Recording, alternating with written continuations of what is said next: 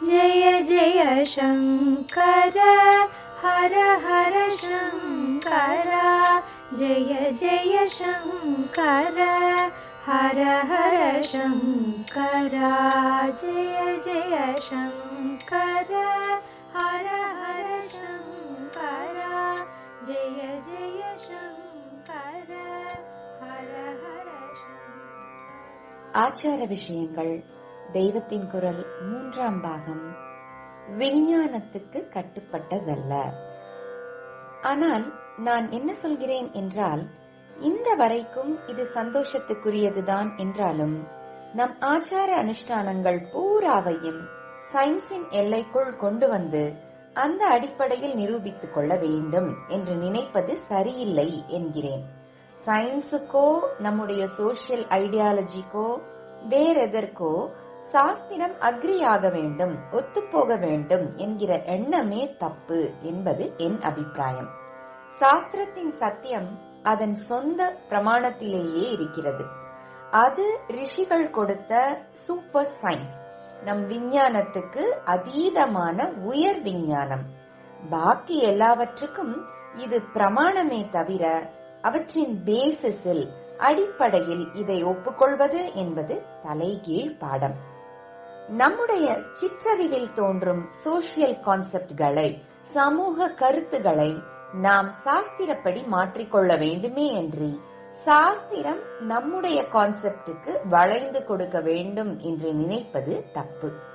சாஸ்திரத்திலே நிறைய சயின்ஸ் இருக்கிறது வாஸ்தவம். அதனாலேயே அது முழுக்க சயின்ஸுக்கு உடன்பட்டாகிவிட வேண்டும் என்று ஆகாது. முன்னே கேலி செய்த விஷயங்களில் பல இப்போது விஞ்ஞான ரீதியில் அர்த்தமுள்ளவை என்று தெரிவதாலேயே இப்போது நாம் கேலி செய்கிறவையும் அர்த்தமுள்ளவையாக பிற்பாடு தெரிய வரலாம் என்று அறிகிற அடக்கம் நமக்கு வர வேண்டும். நமக்கு தெரிந்த திருஷ்டத்தோடு தெரியாத, தெரிய முடியாத அதிருஷ்டமும் இருக்கிறது. அதிலேதான் நம் நிறைவு இருக்கிறது. இந்த அதிருஷ்டத்தை சொல்லும் சாஸ்திரங்களை அனுசரித்து நடந்துதான் நம் பூர்வீகர்கள் பக்தியிலும் ஞானத்திலும் நிறைந்து லோகமெல்லாம் புகழும்படியாக இருந்தார்கள். அதை விட்டதிலிருந்துதான் நாம் விஞ்ஞானத்திலும் பொருளாதாரத்திலும் எத்தனையோ முன்னேறியும் கூட கொஞ்சமும் நிறைவே இல்லாமல் திரிந்து கொண்டு லோகமும் நம்மை மட்டம் தட்டும்படியாக ஆகிக் கொண்டு வருகிறோம் என்பதை புரிந்து கொள்ள வேண்டும். சாஸ்திரங்களில் சொல்லியிருக்கிற எல்லாமே நிஜம் என்ற நம்பிக்கை பெற வேண்டும்.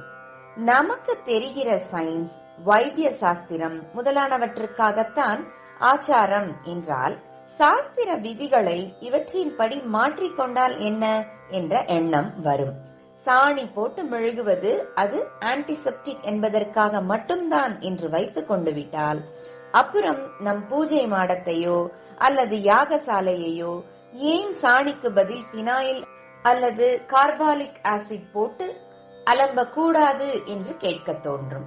மணையில் உட்கார்ந்து கொண்டுதான் வைதிக கர்மா பண்ணணும் என்பது மந்திரத்தின் எலக்ட்ரிசிட்டி நம்மை விட்டு போகப்படாது என்பதற்காக மட்டுமே என்று வைத்துக் கொண்டால், அப்புறம் மணைக்கு பதில் ரப்பர் குஷனில் உட்கார்ந்து கொள்ளலாம், பவித்திரத்துக்கு பதில் கிளவுஸ் போட்டுக் கொள்ளலாம் என்றெல்லாம் லாஜிக்கலாக ஒப்புக்கொள்ள வேண்டி வரும். இதை சொல்லும் போது எலக்ட்ரோ மேக்னெட்டிசம் தியரி உள்பட எல்லாம் நம் முன்னோர்களுக்கு தெரிந்திருந்ததை நினைத்து ஆச்சரியமாயிருக்கிறது. லோகம் முழுக்க எலக்ட்ரிசிட்டி நிறைந்திருக்கிறது. மனுஷ சரீரம், எண்ணம் இதுகளில் கூட எலக்ட்ரிக் கரண்ட் ஓடிக்கொண்டிருக்கிறது என்று இப்போதுதான் நம் சயின்டிஸ்டுகள் கண்டுபிடித்திருக்கிறார்கள் என்றால், இதை எத்தனையோ 1000 வருஷம் முந்தியே நம் சாஸ்திரக்காரர்கள் தெரிந்து வைத்துக் கொண்டுதான் நம்மிடம் சேர்கிற மின்சார சக்தி வெளியே போகாமல் பேட் கண்டக்டர்களால் ஆன, அதாவது மின்சாரத்தை கடத்தாதவையான வஸ்துக்கள், உபகரணங்கள் முதலியவற்றையும் மின்சார சக்தியை கிரகித்துக் கொள்ளும் குட் கண்டக்டர்களால் ஆன, மின்சார கடத்திகளால் ஆன உபகரணங்கள், பாத்திரங்கள் முதலியவற்றையும் சொல்லியிருக்கிறார்கள். உட்காருகிற மனை மாதிரியே யாகத்தில் ஹோமத்துக்கு பிரயோஜனப்படுகிற கரண்டி பேட் கண்டக்டரான மரத்தால் ஆனதாகத்தான் இருக்க வேண்டும். மறுதிசையில் செப்பு பாத்திரம், செப்பு விக்கிரகம், பட்டு வஸ்திரம் முதலியன குட் கண்டக்டர்கள். வாழாது வாழ்ந்தாலும் வடக்கே தலை வைத்து படுக்க கூடாது என்பார்கள். இதெல்லாம் சுத்த மூட நம்பிக்கை என்று 20-30 வருஷம் முந்தி சொல்லி வந்தார்கள். இப்போதோ மனுஷ சரீரத்தில் எலக்ட்ரோ மேக்னட்டிச வேவ்களுக்கு மூலஸ்தானம் பிரெயின், அதாவது மூளைதான். உலகத்தை எடுத்துக்கொண்டால் அதன் மேக்னெட்டிக் ஃபீல்டின் மூலஸ்தானம் நார்த் போல், வடதுருவம். ஆகையால் நம் தலையை வடக்கு பக்கம் வைத்து படுத்துக் கொண்டால் மூளையின் சின்ன காந்த சக்தியும் துருவத்தின் பெரிய காந்த சக்தியும் ஒன்றுக்கொன்று கிளாஷ் ஆகி மூளை பாதிப்புக்கு ஆளாகிவிடும் என்று சயின்டிஸ்டுகள் சொல்கிறார்கள்.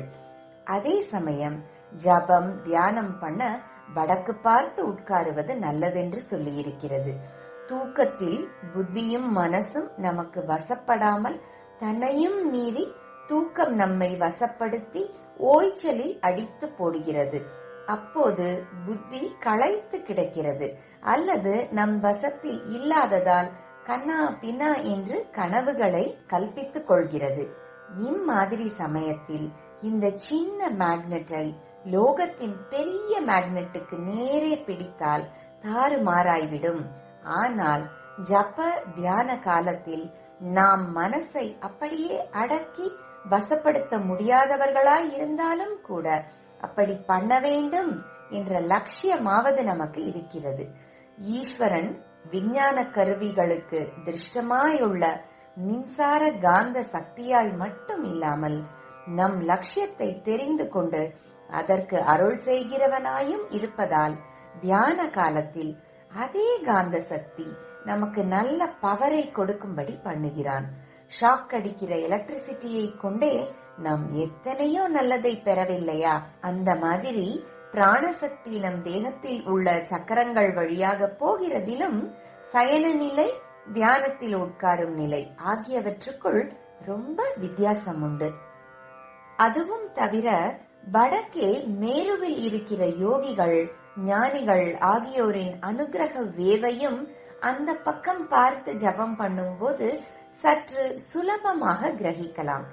இப்படி ஒருத்தரின் உள்தன்மை, அன்பு முதலானவை வெளியே பரவுவது, தந்தையும் போனும் இல்லாமலே மனசுக்கு மனசு தொடர்பு கொள்கிற டெலிபதி, இவற்றையும் விஞ்ஞான பூர்வமாக ஒப்புக்கொள்ள ஆரம்பித்திருக்கிறார்கள். வடக்கு பார்த்து ஒன்றை பண்ணுவது இன்னொன்றை பண்ணாததற்கு இத்தனை அர்த்தம் இருக்கிறது. ஆனால் சாஸ்திரத்தில் எலக்ட்ரோ மேக்னட்டிசத்தை பற்றி சொல்லாமல் தான் விட்டிருப்பார்கள். புராணத்தில் பார்த்தால் இதற்கு கதையும் சொல்லி இருக்கும். வாழாது வாழ்ந்த எவனோ ஒருத்தன் வடக்கே தலை வைத்துக் கொண்டு படுத்திருந்தான், அதனால் அவனுடைய மேன்மையே படுத்து போச்சு என்றுதான் கதையில் இருக்குமே தவிர விஞ்ஞான தத்துவம் சொல்லி இருக்காது. முன்னேயே சொன்ன மாதிரி ஒரு கத்தி எத்தனையோ நல்லதற்கு பிரயோஜனப்படுகிறது என்றாலும் அதை குழந்தை கையில் கொடுக்க கூடாது என்கிற மாதிரி விஞ்ஞான தத்துவங்களையும் அதை பிரயோஜனப்படுத்தும் காரிய கிரமங்களையும் பொதுஜனங்களுக்கு சொல்லக்கூடாது என்றேதான் இப்படி பண்ணியிருக்கிறது. அந்த புராண கதையும் நிஜம் என்றே வைத்துக் கொள்ள வேண்டும் என்பதுதான் ஆஸ்திகர் கட்சி. லோகத்துக்கு தெரிகிற சயின்ஸும் அதோடு தத்துவமும் கதை புராணங்களும் ஸ்தாபிக்கிற சயின்ஸுக்கு தெரியாத சத்தியமும் சேர்ந்துதான் சாஸ்திரம். விஞ்ஞானத்துக்கு கட்டுப்பட்டதல்ல. நாளை தொடரும். ஜெய ஜெய சங்கர, ஹர ஹர சங்கர, மகா பெரியவாச்சரணம். जय जय शंकर, हर हर शंकर, जय जय शंकर, हर हर शंकर, जय जय शंकर, हर हर शंकर.